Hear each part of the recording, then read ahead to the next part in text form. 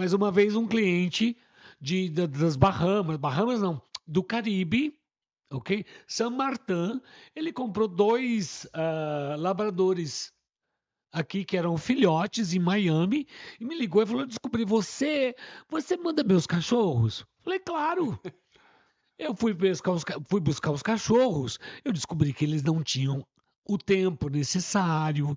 Então foi todo um processo de levar num veterinário, deste veterinário liberar, depois ter a aprovação da, da, da USDA, ou seja, do Ministério da Agricultura, liberando. Aí depois descobrimos que o cachorro dele não podia ser transportado de Miami diretamente para San Martin.